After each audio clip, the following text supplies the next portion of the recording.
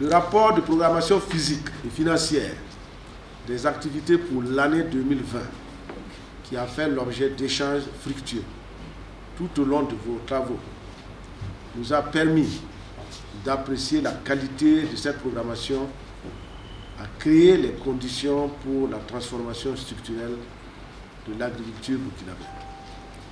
Il y ressort qu'avec un budget global de 160 milliards, nous envisageons entre autres aménager 6 336,5 hectares de bas-fonds et 4 763 hectares de périmètres irrigués.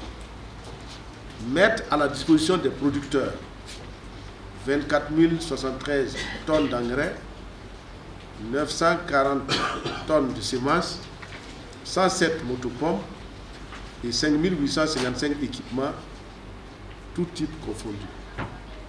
Accompagner les acteurs dans la mise en place de 10 unités de transformation et du matériel de transformation. Améliorer l'accès des acteurs agricoles aux fonds et aux ressources financières. Accompagner la mise en conformité des organisations des acteurs à l'acte uniforme pour WADA. Renforcer la formation dans les centres de promotion rurale et appuyer l'installation de plus de 250 jeunes.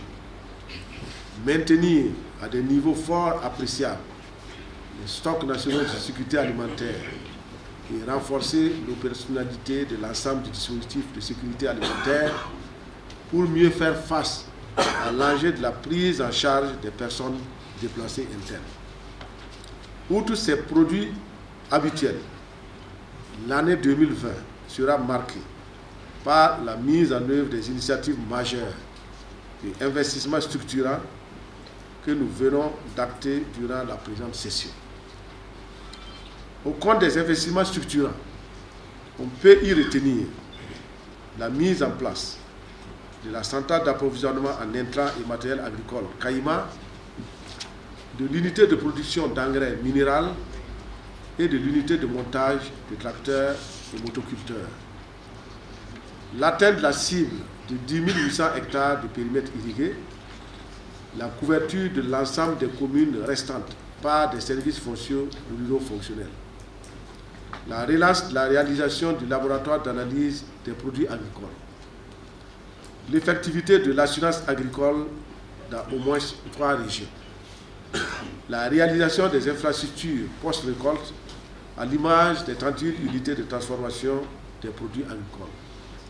Mesdames et messieurs, chers participants, dans le but de renforcer le processus de transformation structurelle de notre agriculture, nous nous sommes engagés à mettre à l'échelle en 2020 de nouveaux modèles d'exploitation agricole résiliente et performante avec en ligne de mire au moins 300 modèles installés. Nous sommes engagés pour la réforme de notre système de subvention des intrants et équipements agricoles par l'introduction de la distribution électronique, le renforcement de la e-vulgarisation, l'opérationnalisation de l'ensemble des institutions intervenant dans la mise en conformité des organisations de producteurs agricoles. Et enfin, à la mise en œuvre de l'initiative 1 million de tonnes de riz, pour ne citer que ces initiatives-là.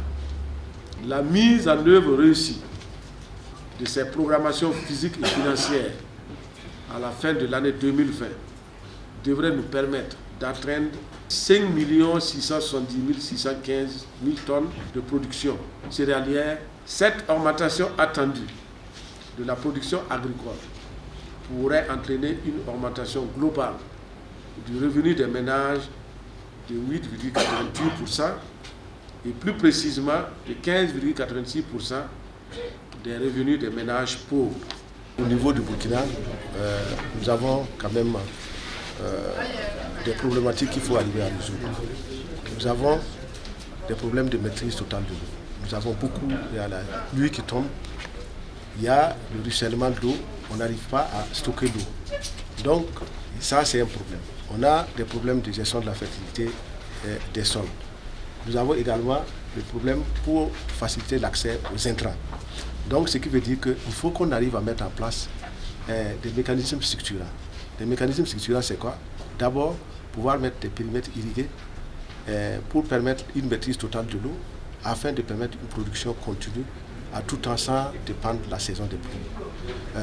Deuxièmement, c'est comment montrer aux paysans les meilleures techniques, les technologies qui existent pour leur permettre de pouvoir vraiment mieux utiliser les engrais, mieux utiliser, gérer localement l'eau afin de permettre un développement des productions et produire plus.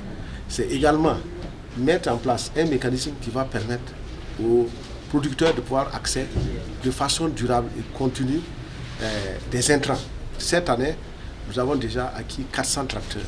Ces 400 tracteurs, comment nous allons faire en sorte que les coopératives qui vont les avoir, qui mettent en place des services de labour pour permettre aux producteurs qui veulent aller rapidement et labourer rapidement les champs, qui doivent avoir accès à ces services de labour. Également que les jeunes qui veulent aller vers l'agriculture, qui puissent bénéficier de ça. Donc c'est un ensemble de mécanismes qui doit être mis en place afin de permettre que, de façon structurelle, organisée, notre agriculture puisse produire. L'objectif est de pouvoir produire de grandes quantités afin que nous puissions atteindre l'autosuffisance alimentaire.